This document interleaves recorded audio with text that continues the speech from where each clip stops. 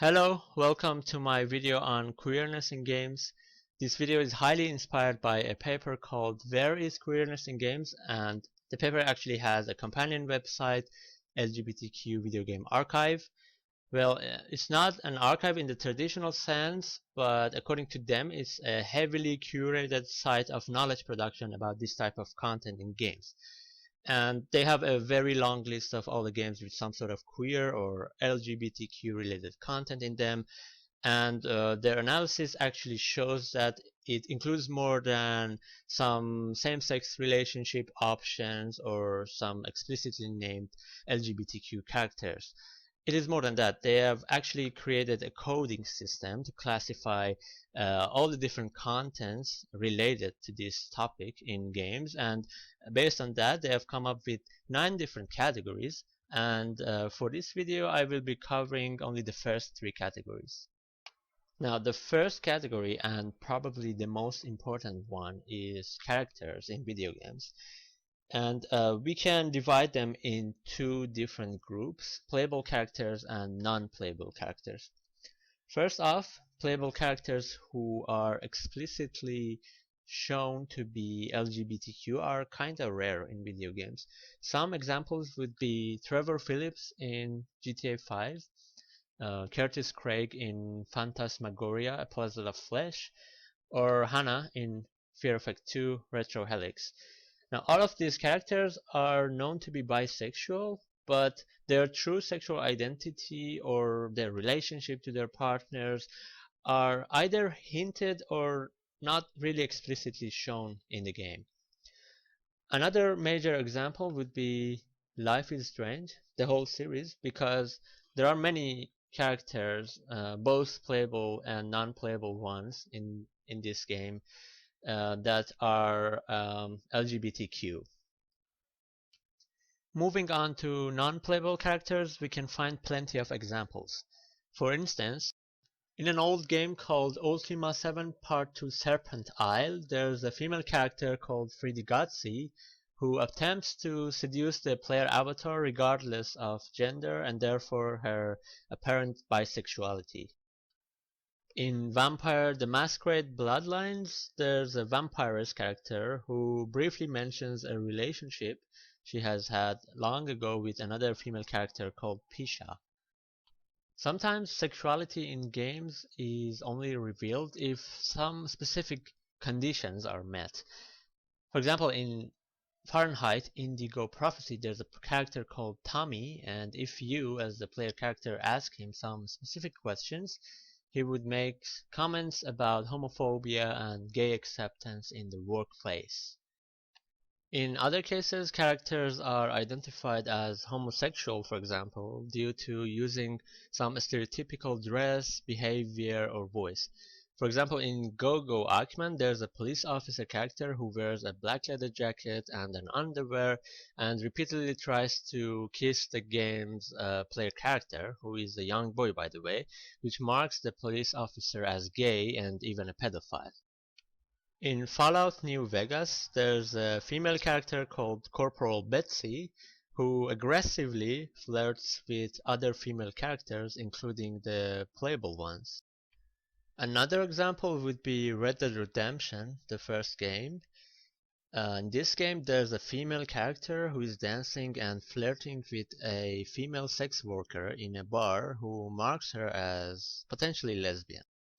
There are also some explicitly named lesbian couples in games, and some examples are Bobby and Kalalu in Leisure Suit Larry 3, Carol and Greta in Fallout 3, Ellie and Riley in The Last of Us, the first game, also Ellie and Dinah in the second game, and finally Fiona and Mickey in a game called The Longest Journey.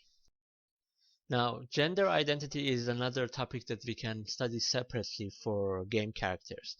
Characters who are explicitly shown to be transgender or non-binary or genderqueer are pretty rare in the history of games, but they're appearing to be more and more common in recent games. For example, there was an intersex character in Nier called Kaine, who had a male body but otherwise having female characteristics and performing her gender as feminine. Another rare example of transgender characters in games is Cremisius Creme, a classy in Dragon Age Inquisition who openly discusses his identity as a transgender man. Other than that, most of the characters in this category are either non-binary or genderqueer. Some examples are Flea in Chrono Trigger, Ether in Blaze Union, and this character in Final Fantasy IX called Queen, and also a character called Leo in Taken series, who was originally considered to be genderqueer, but the game developers later revealed that Leo is actually a woman. Now moving on to the second category, we will now talk about relationships, romance, and sex. Probably one of the first examples in the history of games is a 1992 game called Great Greed on Game Boy. In this game you are supposed to pick one of the king's 5 daughters to marry, but the game actually allows you to propose to anyone in the room, including the king himself, and the ending scene would actually play reflecting that choice. A more recent example is the game Hades, where you play as a male character and there are a few different romance options for you, including a female character, a male character, and even a non-human character. Another recent example would be the game series Mass Effect, where you have plenty of different romance options, irrespective of your own character's gender. There are also some games like Fallout 4 or Fable 3 that allow players to make their avatars homosexual or bisexual, for example, but in those games the backstories of the characters implicitly categorize them as heterosexual. And finally, the third and the last category that I will talk about is actions. This category is about any LGBTQ related activities in games, excluding relationship, romance, and sex options.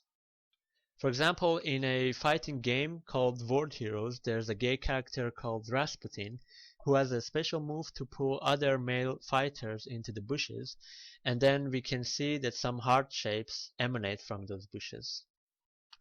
In some other games, the player character needs to dress as the opposite sex to be able to complete some gameplay challenges. One of the earliest examples of that is a 1991 game called Space Quest 4. There are also some more recent examples such as Final Fantasy VII and also Fable 2. And lastly, there are games that include quests or missions where the player needs to help some LGBTQ characters in the game. Some examples are Grand Theft Auto 4 and also Grand Theft Auto The Ballad of Gay Tony. There is also a game called Divinity Dragon Commander, and one of the policy decisions that the player can make in that game is whether or not to allow gay marriages. This marks the end of my video presentation. These are my sources, and thank you for your attention.